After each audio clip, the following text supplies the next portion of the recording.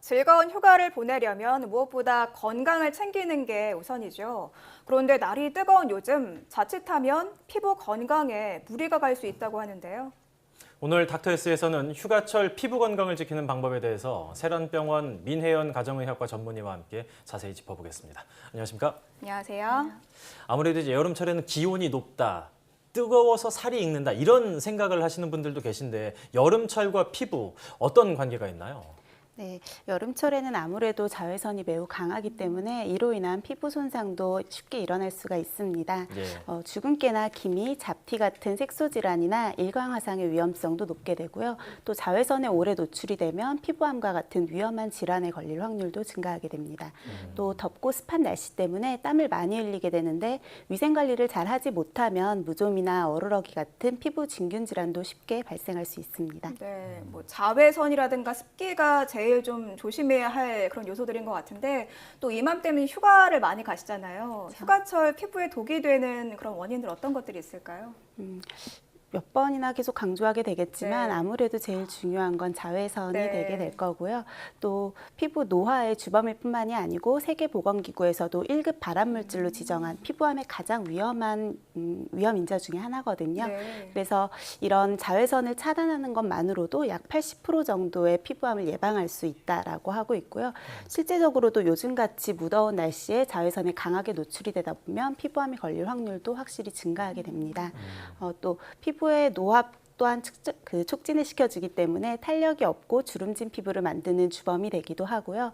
수분 역시도 굉장히 주의하셔야 할 부분 중에 하나입니다. 네. 여름철에 덥고 습한 날씨가 피부의 유수분 밸런스를 깨트려서 평소와 다른 피부 트러블이나 염증을 유발할 수 있습니다. 특히 땀이 많이 나시는 분들은 무좀이나 어루러기 이런 곰팡이 질환도 유의하셔야 합니다. 곰팡이 질환까지 생길 수 있다고 하고 또 자외선이 1급 발암물질이라는 얘기를 들으니까 정말 차단제를 꼼꼼히 발라야겠다는 생각이 들거든요. 근데 해수욕장 같은 데 가면 사실 여름에 일부러 선탠 하시는 분들도 많이 계시잖아요. 그럼 이건 우리 피부에 굉장히 안 좋겠네요. 그렇죠. 요즘은 우리나라에서도 좀 건강한 몸매를 이렇게 잘 돋보이게 해주기 위해서 태닝하시는 분들이 점점 늘어나고 있는데요. 네. 앞서 말씀드린 것처럼 햇빛에 과도하게 노출이 되면 일광화상 그리고 피부 노화 같은 피부 질환뿐만이 아니고 피부암의 발생 원인이 되기도 합니다. 또 태닝 기계 역시 자외선을 이용해서 태닝하는 것이기 때문에 같은 위험성이 있고요. 좀 흔하게는 가벼운 일광화상, 그러니까 약간의 수포가 올라온다거나 가려움증, 붉은 발적 같은 것을 동반하는 경우가 많지만 심하면 흉터나 과색소 침착으로까지 이어질 수가 있어 주의하시는 것이 좋고요. 또 태닝을 자주 하게 되면 피부 노화도 촉진이 돼서 콜라겐 합성에 문제가 생겨 피부 주름이 좀 더 많아지고 탄력도 쉽게 잃을 수 있습니다. 또 계속 설명드리지만 피부암 발생 위험이 증가하기 때문에 태닝을 너무 자주 하시는 것은 피하는 것이 좋습니다. 그렇군요. 그런데 굳이 태닝을 하지 않아도 이렇게 야외 활동하다 보면은 기미 생기고 주근깨 생기고 그럴 때가 많거든요. 그럴 때 참 속상한데 예방하려면 자외선을 막는 게 제일 중요할까요? 네, 자외선은 또 종류가 여러 가지로 나뉘게 되는데요. 자외선 A가 주로 얘기하신 색소 질환을 유발을 하는 성분입니다. 그래서 자외선 A는 이제 피부에 있는 색소 중에서 검은색을 주로 형성을 하고 있는 멜라닌 세포를 자극해서 눈에 잘 띄는 색소성 병변을 만들게 됩니다.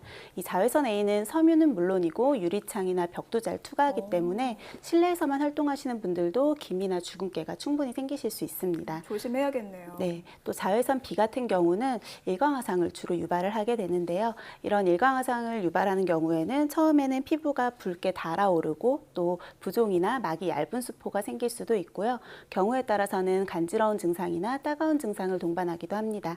그래서 이런 피해를 줄이시려면 실내외 어디서든 자외선 차단제를 반드시 바르시는 습관을 들이는 것이 좋고요.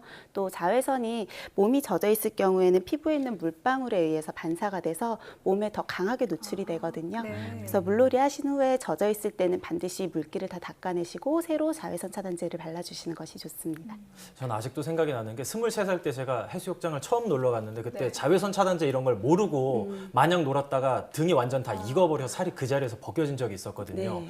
굉장히 쓰라리고 뜨겁고 엄청 힘들었는데 젊은 친구들일수록 이런 사고를 많이 당하는 것 같은데 이럴 경우에 응급조치는 어떻게 하는 게 좋을까요? 제일 중요한 것은 피부 온도를 낮춰주는 거거든요. 근데 이제 너무 급격하게 피부 온도가 떨어지다 보면 그 온도 차이조차도 피부 피부에 자극이 되실 수 있어서요. 병변에 바로 얼음같이 차가운 걸 갖다 대시지 마시고 차가운 물수건 정도로 덮어두시는 것이 제일 좋습니다.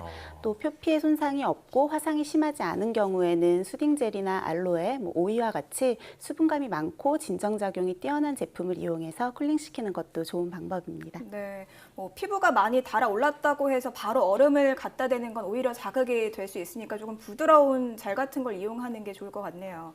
자, 이제 휴가철 피부 건강을 지킬 수 있는 자세한 방법을 한번 짚어보려고 하는데요. 우선 화면 함께 보시겠습니다. 자, 첫 번째 휴가철 피부 건강 관리법. 앞서 여러 차례 강조해 주신 자외선 차단제는 필수가 뽑혔는데요. 우리가 여름에는 자외선 차단제 당연히 바른다고 생각하는데 이게 얼마나 자주 발라야 하는지는 조금 궁금해요. 네, 자외선 차단제를 바르는 것도 중요하지만 정확한 방법으로 바르는 게 제일 좋은데요. 네. 외출하기 20분 전에 충분한 양을 꼼꼼하게 얼굴 전반적으로 그리고 노출되는 손발 부위까지도 다 발라주시는 것이 좋습니다. 네. 그리고 외출하신 후에도 2~3시간에 한 번씩은 덧바르시는 것을 잊지 않으셔야 하고요.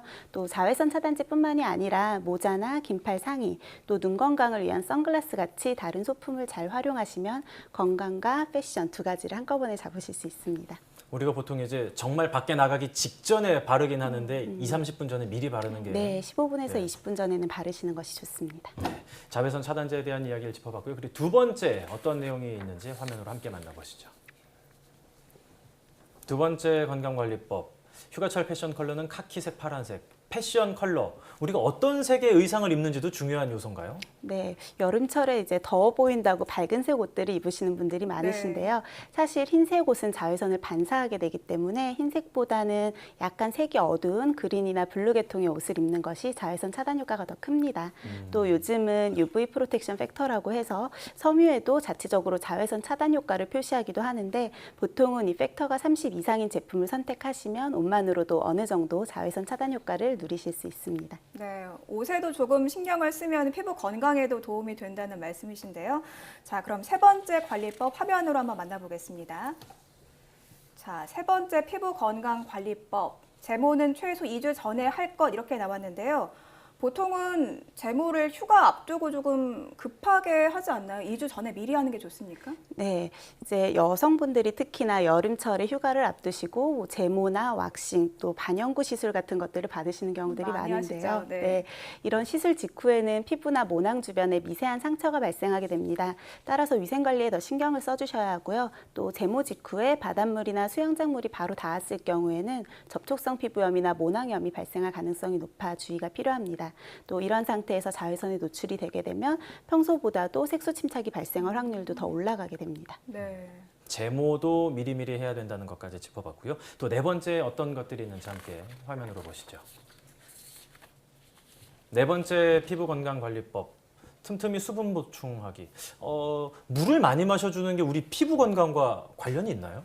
네, 아무래도 여름철에 장시간 외부에서 땀 흘리면서 활동을 하다 보면 체내에 탈수 현상이 오기가 쉬운데요. 피부도 탈수에 굉장히 취약한 장기 중에 하나입니다. 네. 그래서 좀 더 자주 수분 보충을 해주시는 것이 좋고요. 주의하셔야 되는 게 요즘은 덥다고 아이스 커피를 물 대신 마시는 분들이 많으세요. 근데 네. 커피는 체내에서 이뇨작용을 일으키기 때문에 오히려 탈수를 더 촉진하실 수 있습니다. 이왕이면 물로 드시는 게 가장 좋습니다. 네, 좀 지금까지 이야기해본 내용을 간단하게 정리를 하면은 뭐 자외선 차단이 제일 중요할 것 같고 피부 자극을 최소화하고 또 수분 보충까지 이렇게 짚어주셨는데 즐거운 여름 휴가를 보내고 왔을 때 다시 한번 좀 내 피부를 점검하는 시간도 중요할 것 같거든요. 어떻게 관리하는 게 좋을까요?